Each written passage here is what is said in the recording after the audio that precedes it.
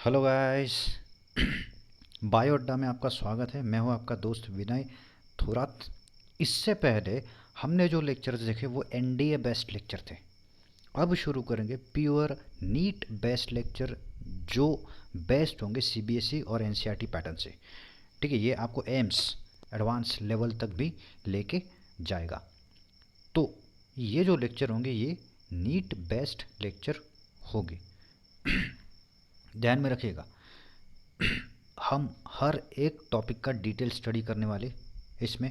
अगर ये लेक्चर्स आपको पसंद आए तो कमेंट कीजिएगा, शेयर कीजिएगा, सब्सक्राइब कीजिएगा, बेल बटन को प्रेस कीजिएगा।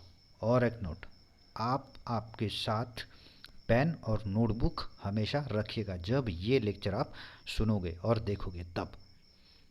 ठीक, तो शुरू करेंगे।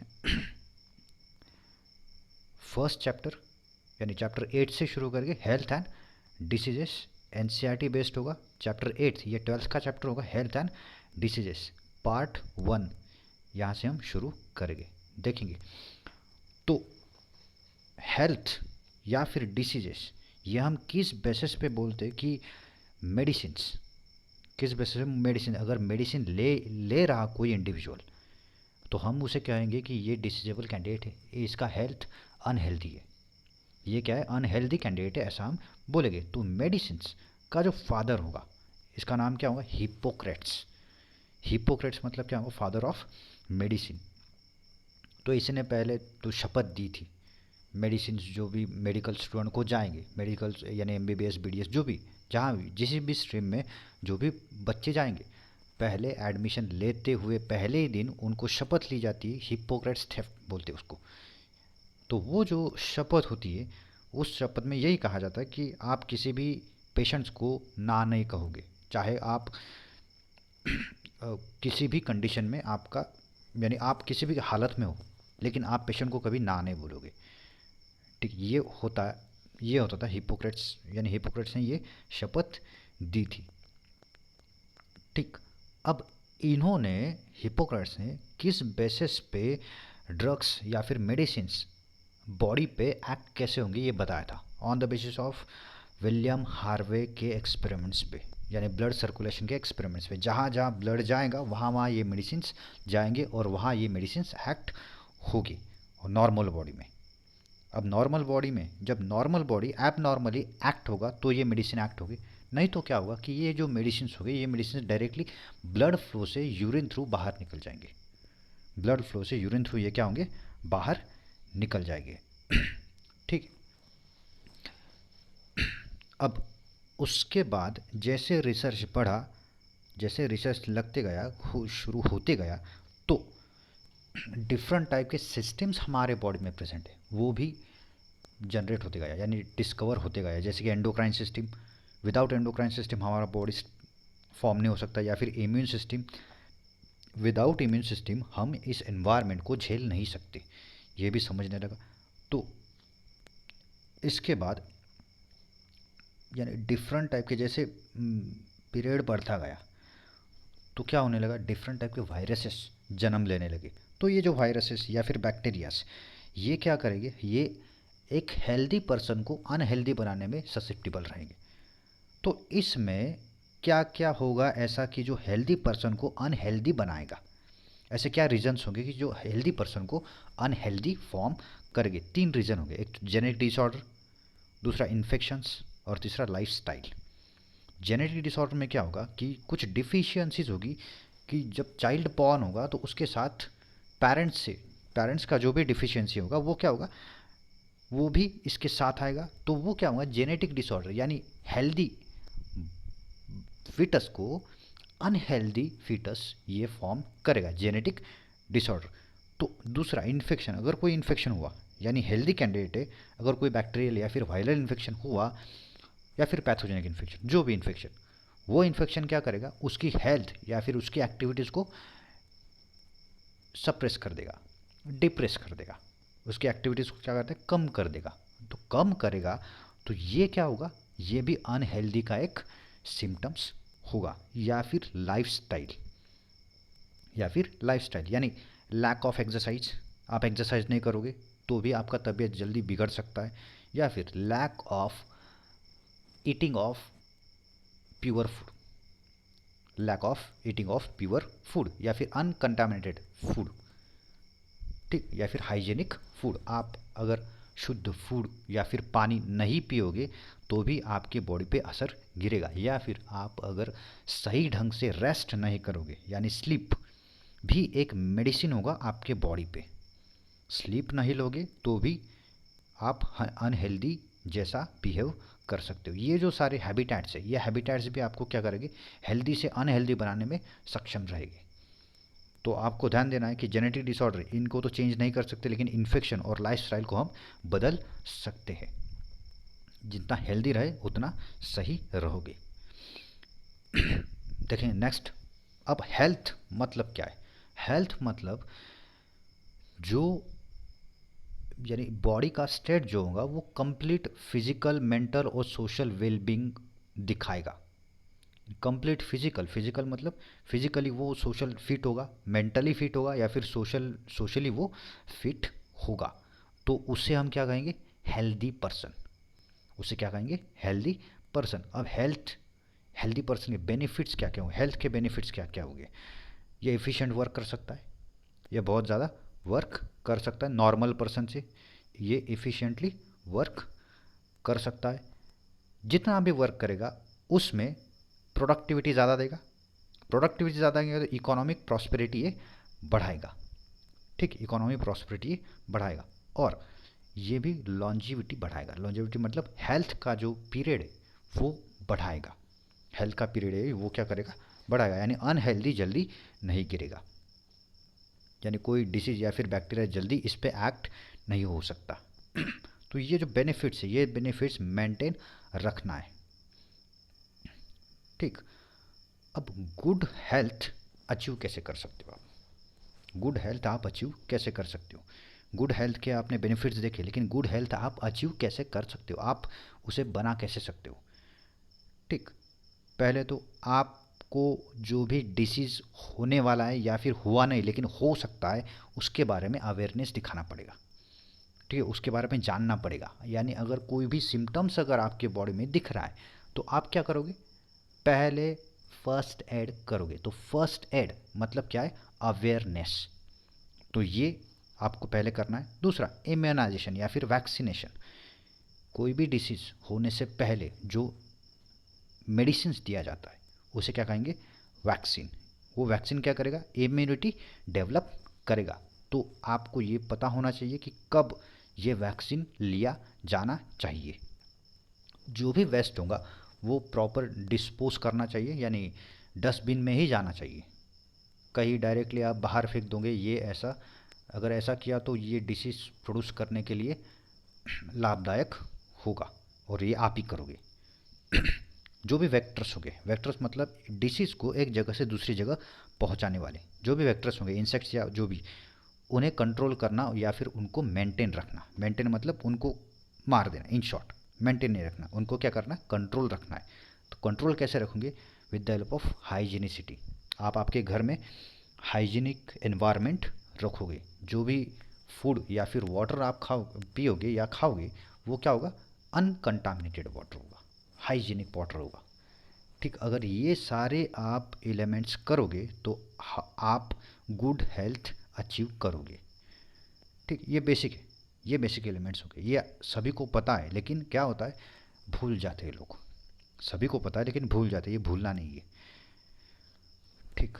शुरू करेंगे अभी डिसीज़, शुरू करेंगे डिसीज़। तो डिसीज़ मतलब क्या होगा, डिसीज मतलब क्या होगा, ये देखिए, व्हेन फंक्शनिंग ऑफ वन और मोर ऑर्गन्स और systems of body is adversely affect. कोई भी फंक्शन, कोई भी सिस्टम्स अगर एडवर्सली अफेक्ट कर रहा है तो उसे हम क्या कहेंगे, सिम्टम्स। उस साइन को क्या कहेंगे, सिम्टम्स। यानी रेस्पिरेटरी सिस्टम हम नेचुरली काम कर रहे हैं, लेकिन अगर उसमें कोई प्रॉब्लम आ रहा है, यानी म्यूकस ज़्यादा बह रहा है, तो हम बोलेंगे कि ये डिसीजेबल कंडीशन है, यानी चल सर्दी हो गई है, ऐसा बोलेंगे हम, ठीक। अब डिसीज़ के दो टाइप्स किए गए, एक तो इन्फेक्शियस या फिर नॉन इन्फेक्शियस। इन्फेक्शियस डिसीज मतलब क्या होगा, ये ट्रांसमिट होगे एक unhealthy person to healthy person की तरफ, abnormal person to normal person की तरफ ये शिफ्ट होंगे, ट्रांसमिट होंगे via vectors, via person, via anything, किसी भी चीज़ से ये ट्रांसमिट हो सकते हैं। अब some infectious disease like AIDS are fatal, कुछ ऐसे इन्फेक्शियस डिसीज होंगे कि जो फेटल होंगे, डेंजरस होंगे, कि जो डायरेक्टली मौत भी ला सकते हैं। कोई नॉन इन्फेक्शियस डिसीज होंगे जैसे कि कैंसर, ये भी डेथ ला सकता है, लेकिन ये जो डिसीज है ये क्या करेगा, ये कोई बाहर का ऑर्गेनिज्म फॉर्म नहीं करेगा, ये हमारा बॉडी खुद इसे फॉर्म करेगा, इसलिए ये डेंजर होगा, इसलिए ये डेथ की तरफ भी लेके जा सकता है। या फिर ड्रग एंड अल्कोहल एब्यूज़, जो भी अगर ज़्यादा क्वांटिटी में आप ड्रग या फिर अल्कोहल लोगे तो ये हेल्थ पे एडवर्स इफेक्ट करेगा, तो इससे क्या होगा, इम्यूनिटी कम होगा और दूसरे डिसीज़ आपके बॉडी पे एक्ट कर सकते हैं। ठीक, तो डिसीज़ मतलब क्या होगा कि कोई भी सिस्टम्स अगर आपके बॉडी में एडवर्सली अफेक्ट कर रहा है, मतलब जैसे चल रहा है वैसे अगर नहीं चल रहा है तो समझ लेना कि आपके बॉडी में कुछ तो प्रॉब्लम है। ठीक, अब कुछ डिसीजेस देखेंगे ह्यूमन बॉडी से रिलेटेड। पहले देख लेंगे कि पैथोजन मतलब क्या है। पैथोजन मतलब कोई भी लिविंग चीज़ हो सकता है कि जो डिसीज़ प्रोड्यूस कर सके या फिर डिसीज़ को शिफ्ट कर सके, यानी डिसीज़ प्रोड्यूस कर सके, यानी ऐसे ऑर्गेनिज्म को जो डिसीज़ प्रोड्यूसिंग कैपेसिटी उनका होगा ह्यूमन बॉडी में, उन्हें क्या कहेंगे, पैथोजन्स। जैसे कि bacteria, viruses, fungi, protozoans, helminths, ये सारे के सारे क्या हो गए, पैथोजन्स हो गए ह्यूमन के लिए। तो एक एक देखेंगे। फर्स्ट बैक्टीरियल डिसीज, उसमें पहले देखें टाइफाइड। अब टाइफाइड ये फॉर्म करेगा बैक्टीरिया साल्मोनेला टाइफी। ये क्या करेगा, एंट्री करेगा कोई भी अनहाइजीनिक मटेरियल से आपके बॉडी में एंट्री करेगा, तो ये क्या कहा जाएगा, इंटेस्टाइन में एंट्री करेगा। ये कहाँ एंट्री करेगा, इंटेस्टाइन में, with the help of contaminated water and food. जैसे एंट्री करेगा इंटेस्टाइन में जाएगा, ये अपना प्रोडक्शन बढ़ाएगा, यानी ये क्या करेगा, सेल डिवीजन बढ़ाएगा। सेल डिवीजन जैसे बढ़ेगा वैसे अपना टेम्परेचर क्या होगा, बढ़ता जाएगा, फीवर बढ़ता जाएगा। अब fever nearly 39 to 40 degree Celsius तक ये जाएगा। मतलब अगर बॉडी का टेम्परेचर क्या होता है नॉर्मली 37 डिग्री सेल्सियस, तो ये क्या कर लेगा 39 to 40 डिग्री सेल्सियस तक ये इसे लेके जाएगा। जब फीवर होगा तो वीकनेस होगा, स्टमक पेन होगा। स्टमक पेन क्यों होगा, क्योंकि ये इंटेस्टाइन में ग्रो करेगा। स्टमक पेन होगा, कॉन्स्टिपेशन होगा, हेडेक, लॉस ऑफ एपेटाइट। अगर ये कुछ देर ज़्यादा दिन तक हमारे बॉडी में रहा या फिर हमने वो सिम्टम्स किसको बताए नहीं या फिर कोई मेडिकेशन नहीं लिया, तो डेथ भी हो सकता है। अगर हाई फीवर होगा तो झट से हॉस्पिटल जाना है, चेक करना है ब्लड को। ब्लड जब चेक करेंगे तो इसको चेक करने के लिए एक टेस्ट होगा, विडाल टेस्ट कहेंगे उसको। इसे क्या कहेंगे, विडाल टेस्ट। ये टेस्ट डिपेंड रहेगा एंटीजन एंटीबॉडी रिएक्शन पे, यानी एंटीजन एंटीबॉडी जब ब्लड से ये रिएक्ट करेंगे तो अग्लूटिनिन रिएक्शन होगा, यानी ग्लूटिनिन यानी क्लॉटिंग अगर हो गया तो समझिए कि इसमें एंटीजेंस प्रेजेंट है टाइफॉइड के। अगर क्लॉटिंग नहीं हुआ ब्लड का तो इसमें अब्सेंट है। तो अगर क्लॉटिंग हुआ तो पॉजिटिव रिपोर्ट आएगा, क्लॉटिंग नहीं हुआ तो निगेटिव रिपोर्ट आएगा। क्लासिकल केस दिया है, कुछ क्लासिकल केसेस दिए। अब एक वुमन थी जिसका नाम मैरी मैलोन था। अब ये मैरी मैलोन को टाइफाइड था, लेकिन उसने जो सिम्टम्स थे वो बताए नहीं या फिर उसे पता नहीं था। वो कुक थी लेकिन वो क्या करती, मेस चलाती थी। कोई भी आता था उसके यहाँ पे आके खा के जाता था, या फिर ये जो कुक था ये टिफ़िन बॉक्स एक जगह से दूसरी जगह पे शिफ्ट करते थे। तो ये मैरी मेलोन क्या करती थी, कुक यानी लोग आके वहाँ पे खाना खाते थे या फिर वो टिफ़िन शिफ्ट करती थी दूसरे के घर में। तो ऐसे नियर अबाउट 2 साल तक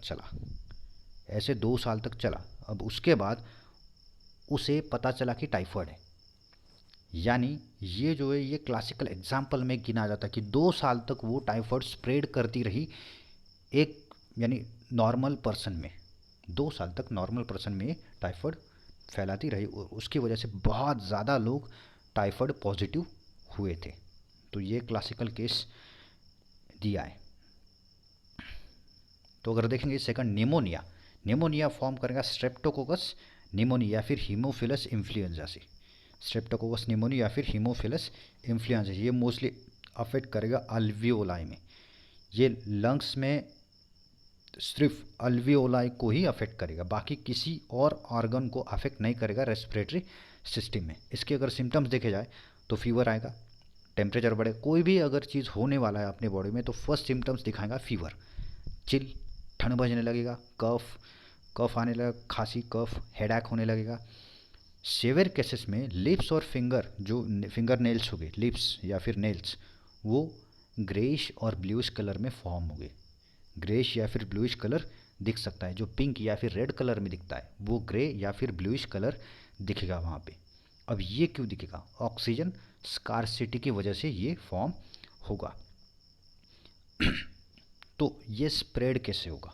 निमोनिया स्प्रेड कैसे होगा? निमोनिया स्प्रेड जैसे कोई बोल रहा है तो उसके ड्रॉपलेट्स अगर किसी नॉर्मल आदमी के ऊपर चले गए या फिर सांस से वो अंदर चले गए तो इससे निमोनिया स्प्रेड हो सकता है। या फिर किसी एबनॉर्मल यानी जो निमोनिक पेशेंट से उसका कोई भी अगर सनग्लासेस या फिर पैंट शर्ट आपने यूज़ किया तो उसके ऊपर लगे हुए जो बैक्टीरिया है वो बैक्टीरिया आपकी बॉडी में जा सकते हैं और आप इन्फेक्टेड पर्सन में शिफ्ट हो सकते हो।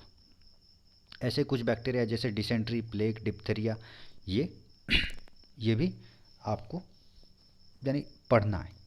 ये भी क्या करना है? आपको पढ़ना है। जैसे कि हमने पहले जो एनडीए में लेक्चर लिए थे उसमें डिसेंट्री, प्लेग या फिर डिप्थेरिया ये हमने देखा था। ठीक, कुछ वायरल डिसीजेज देखेंगे जैसे कि रीनो वायरस ये क्या करेगा? कॉमन कोल्ड फॉर्म करेगा। रीनो वायरस क्या करेगा? कॉमन कोल्ड फॉर्म करेगा। अब कॉमन कोल्ड फॉर्म करेगा तो रेस्पिरेटरी ट्रैक्ट में ये इन्फेक्ट करेगा। देखना है वायरस क्या करेगा? रेस्पिरेटरी ट्रैक्ट को इन्फेक्ट करेगा। निमोनिया क्या करेगा? सिर्फ अल्वियोलाई को इन्फेक्ट करेगा। निमोनिया क्या करेगा? सिर्फ अल्वियोलाई को इन्फेक्ट करेगा। रीनो वायरस जो वायरस चिल कोल्ड फॉर्म करेगा वो क्या करेगा? सिर्फ रेस्पिरेटरी ट्रैक्ट और नोज को हार्म पहुंचाएगा। अब ये 3 से 7 दिन तक आपके बॉडी में रहेगा। विदाउट एनी ट्रीटमेंट ये निकल जाएगा। विदाउट एनी ट्रीटमेंट ये क्या होगा? निकल जाएगा, क्योंकि हमारा बॉडी उसे क्या करेगा? ग्रैब करेगा, हमारा बॉडी इम्यूनिटी फॉर्म करेगा और उसे निकाल देगा बॉडी से। फर्स्ट सिम्टम्स क्या क्या होंगे? नाजल कंजेशन और डिस्चार्ज, म्यूकस बहना नाक से बहुत ज़्यादा, सोअर थ्रोट, हॉर्सीनेस मतलब आवाज़ चेंज होना उसमें, कफ, हेडेक या फिर टायर्डनेस, बहुत थकावट भी आ सकता है इसमें। ये स्प्रेड कैसे होगा? ड्रॉपलेट से, जो बोलेगा ड्रॉपलेट्स उसके बॉडी में जाएंगे, या फिर कफिंग या फिर स्नीजिंग से। यानी जिसको कोल्ड होगा वो क्या करेगा? पहले जो कफ या फिर स्नीज आ रहा होगा तो रुमाल, हैंडकरचीफ यूज करना है। उस पर्सन ने क्या यूज़ करना है? हैंडकरचीफ यूज़ करना है। ठीक, अगर हैंडकरचीफ यूज़ नहीं किया और वो ड्रॉपलेट्स किसी बुक या फिर पेन कहीं भी अगर गिरे तो वो चीज़ क्या हो जाएंगी? कंटामिनेटेड हो जाएंगी।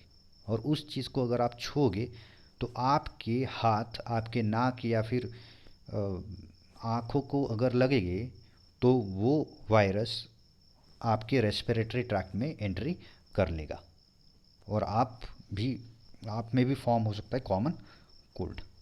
जनरल डिसीज़ होगा ये।